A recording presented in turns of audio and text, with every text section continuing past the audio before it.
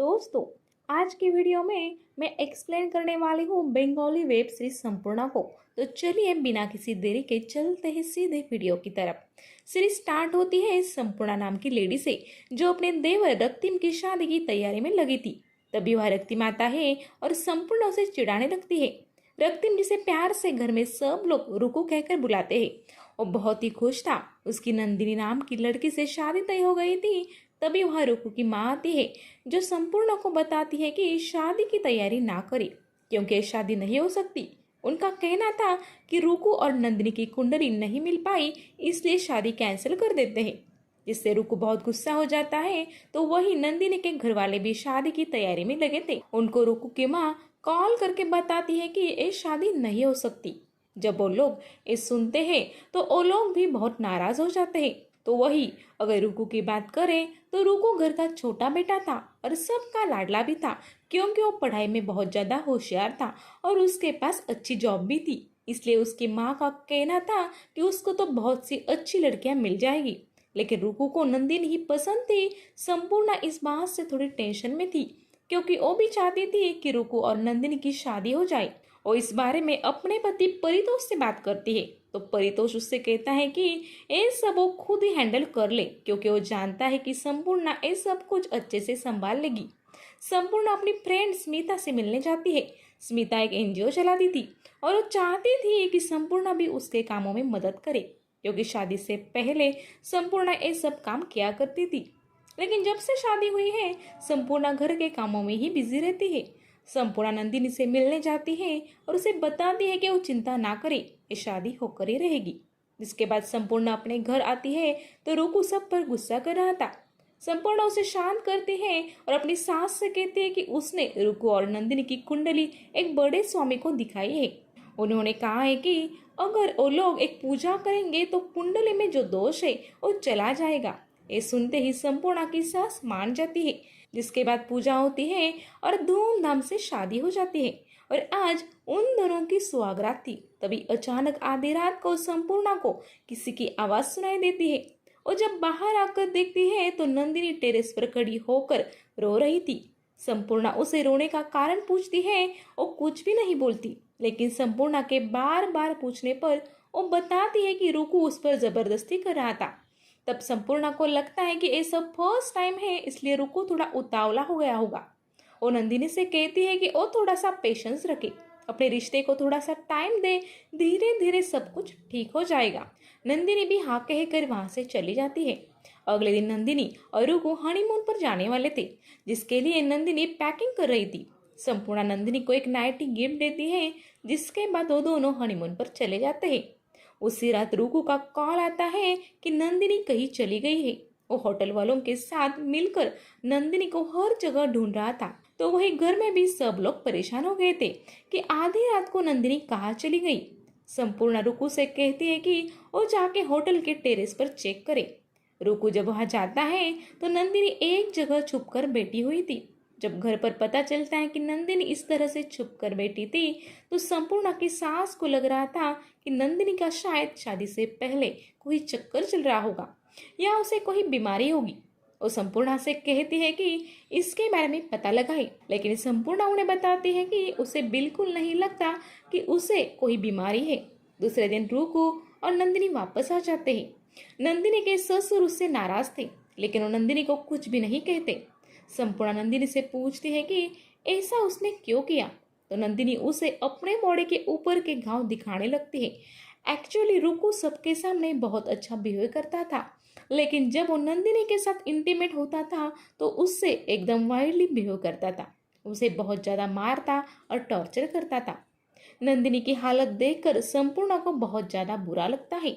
उसे तो यकीन ही नहीं हो रहा था कि रुकू ऐसा कर सकता है। वो जाकर इसके बारे में अपने पति से बात करती है। वो परितोष से कहती है कि वो जाकर रुकू से बात करे और उसे समझाए कि पत्नी से किस तरह से बिहेव करते हैं। लेकिन परितोष कहता है कि ये उनका पर्सनल मैटर है, इसलिए वो उसके साथ डिस्कस नहीं कर सकता। परितोष संपूर्णा को बताता है कि उसे रुकू ने कहा है कि शायद नंदिनी को कोई मेंटल हेल्थ इश्यू है। ये सुनकर तो संपूर्णा को और ज्यादा गुस्सा आता है। वो अपने ससुर के पास भी जाती है ताकि उन्हें बता सके, लेकिन संपूर्णा को कंफर्टेबल फील नहीं होता, इसलिए वो उन्हें कुछ नहीं बताती।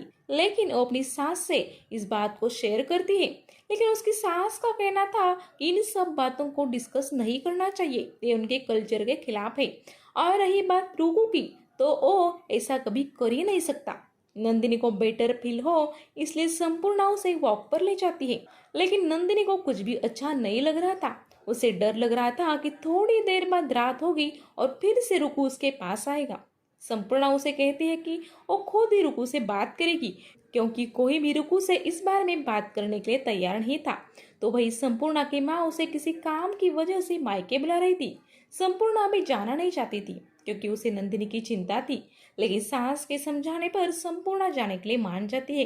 तो वही रुकू घर आता है तो नंदिनी से कहता है कि वो लोग अब फ्लैट में शिफ्ट होंगे। वो कई दिनों से चाहता था कि वो एक अपना घर ले, और फाइनली उसने एक फ्लैट ले लिया है। नंदिनी बहुत डरी हुई थी, तो वही संपूर्णा रुकू से बात करती है और उसे समझाती है कि वो जिस तरह से नंदिनी से बर्ताव कर रहा है वो एक क्राइम है। नंदिनी के साथ वो बिल्कुल भी अच्छा नहीं कर रहा है। रुकू संपूर्णा से माफी मांगता है और कहता है कि उसने उस दिन बहुत ड्रिंक कर ली थी, और उस दिन उस नंदिनी के साथ क्या किया ये उसे बिल्कुल भी याद नहीं है, लेकिन वो आगे से उसके साथ ऐसा कभी भी नहीं करेगा। और संपूर्णा भी मान जाती है। रुकू जाकर नंदिनी से माफी मांगता है और नंदिनी भी उसे माफ कर देती है। इधर संपूर्णा को डर था कि रुकू रात को फिर से नंदिनी के साथ गलत बर्ताव करेगा, लेकिन नंदिनी संपूर्णा को बताती है कि रुकू ने मुझसे माफी मांग ली और रुकू फिर से ऐसा नहीं करेगा। ये सुनकर संपूर्णा को अच्छा लगता है और वो अपने मायके चली जाती है। तो वही नंदिनी भी अपने फ्लैट के डेकोरेशन में लग जाती है। संपूर्णा उसे बीच बीच में कॉल करके उसकी खैरियत पूछती रहती थी। नंदिनी बिल्कुल ठीक थी। संपूर्णा भी अपने मायके से वापस आ जाती है। तब उसी रात उनको रुकू का कॉल आता है। वो बताता है कि नंदिनी बाथरूम में पैर फिसल कर गिर गई। ये बात सुनकर सभी घर वाले डर जाते हैं और सब लोग हॉस्पिटल में पहुंच जाते हैं। संपूर्णा जब नंदिनी को देखती है तब उसकी हालत देखकर संपूर्णा समझ जाती है कि नंदिनी बाथरूम में पैर फिसलकर नहीं गिरी है, बल्कि उसके साथ ये सब कुछ रुकू ने ही किया होगा। तो वही डॉक्टर को भी नंदिनी की हालत देखकर डाउट आता है और वो पुलिस को इन्फॉर्म कर देते हैं।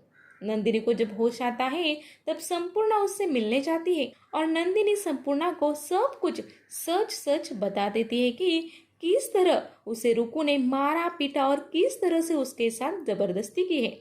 उसे इतनी चोट आ गई है कि उसे लग रहा था कि वो मर जाएगी।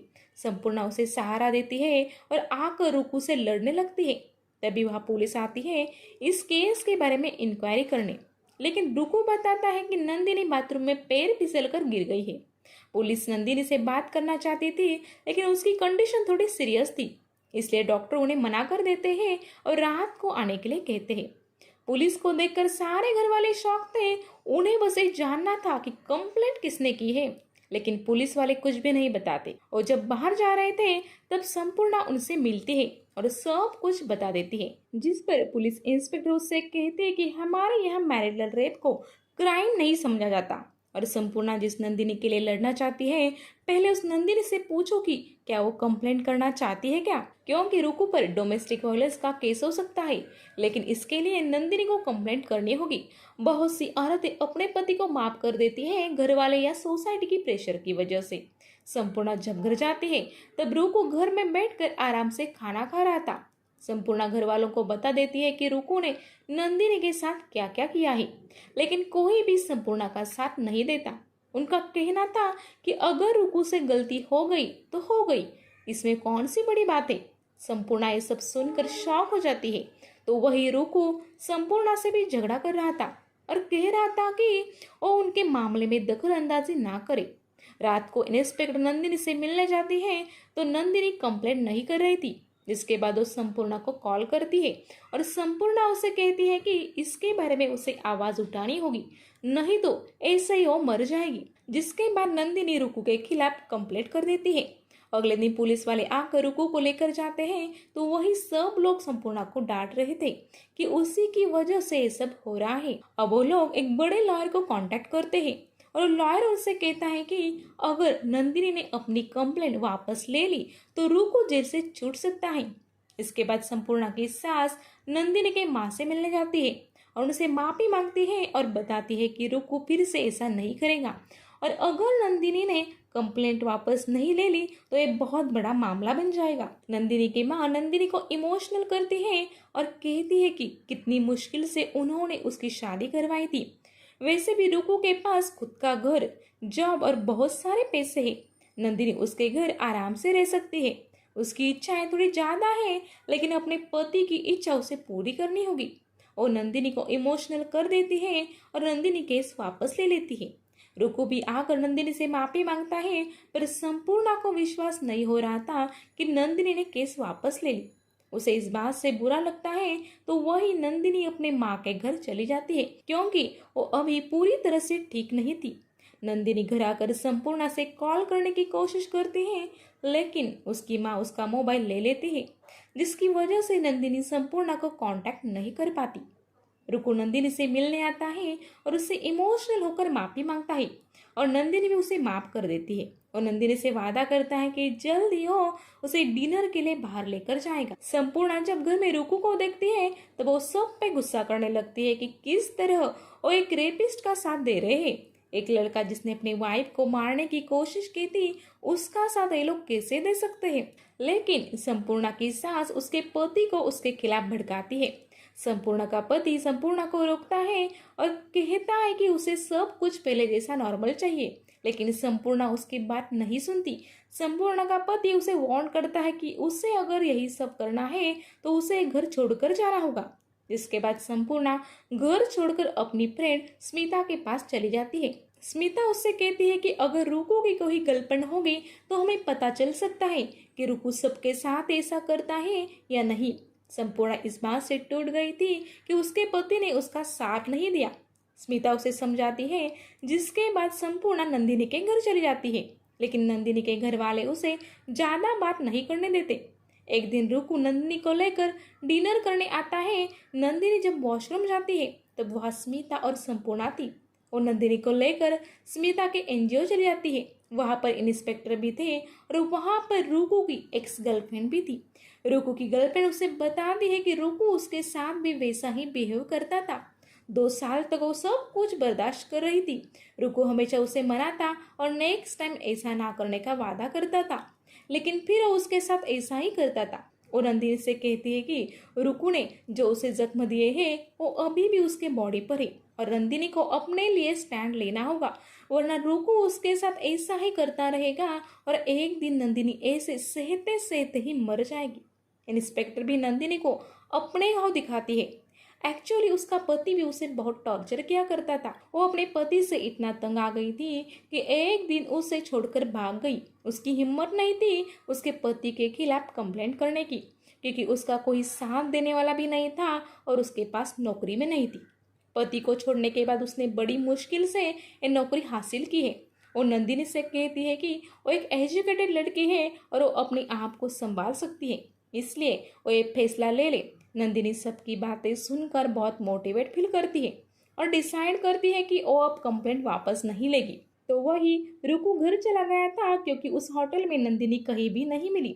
वॉचमैन ने उसे बताया कि नंदिनी 2 औरतों के साथ कहीं चली गई है और उसे पूरा डाउट संपूर्णा पर था। तभी वहाँ संपूर्णा और नंदिनी आती है। नंदिनी उसे बताती है कि वो कंप्लेंट फाइल करके आई है और इस बार वो कंप्लेंट वापस नहीं लेगी। रुकू संपूर्णा पर चिल्लाने लगता है कि वही है जो नंदिनी को भड़का रही है। तो नंदिनी उसे जोर से चाटा मारती है और कहती है कि आज तक उसने जितना भी टॉर्चर उसे किया है उतना अगर नंदिनी करती तो वो क्या करता। नंदिनी की माँ ये देखकर नंदिनी को डांटने लगती है। वो रुकू पर यानी कि अपने बेटे पर हाथ कैसे उठा सकती है। वो संपूर्णा से कहती है कि 7 साल हो गए तुम्हारी शादी को, आज तक वो उन्हें एक बच्चा भी नहीं दे पाई। वो एक बांझ औरत है और उसका कहना कौन मानेगा, और वो उन दोनों को घर से निकल जाने के लिए कहती है। नंदिनी उन्हें कहती है कि वो ऐसा कैसे कर सकती है, अगर उसकी कोई बेटी होती और उसके साथ ऐसा टॉर्चर होता तो भी आप ऐसा ही करती। नंदिनी कहती है कि उसके घर वालों ने भी उसका साथ नहीं दिया। सब लोग जानते थे कि रुकू ने उसके साथ गलत किया है, लेकिन किसकी भी हिम्मत नहीं हुई कि रुकू को बता सके कि उसने गलत किया है और उसके लिए उसे सजा होनी चाहिए। लेकिन ये लोग तो अपने बेटे के गुनाहों को छुपाकर बहुओं पर ही उंगली उठा रहे हैं। तभी वहां पर पुलिस इंस्पेक्टर आती है और रुकू को पकड़कर ले जाती है। जाते हुए रुकू सबसे रिक्वेस्ट कर रहा था कि उसे एक और चांस दिया जाए, लेकिन कोई भी उसकी बात नहीं सुन रहा था। तो वही संपूर्णा का पति उसकी तरफ देखकर स्माइल करता है, यानी कि वो भी अब संपूर्णा का ही साथ देगा। संपूर्णा और नंदिनी ने एक पड़ाव तो पार कर लिया था, अब उन्हें कोर्ट में लड़ना था। वो कोर्ट की तरफ जाती है और यहीं पर ये सीरीज एंड हो जाती है। तो दोस्तों, ये थी संपूर्णा सीरीज की स्टोरी। आपको ये स्टोरी और मेरा एक्सप्लेन अच्छा लगा हो तो वीडियो को लाइक कर दीजिए और चैनल पर नए हैं तो सब्सक्राइब कर दीजिए। Good bye.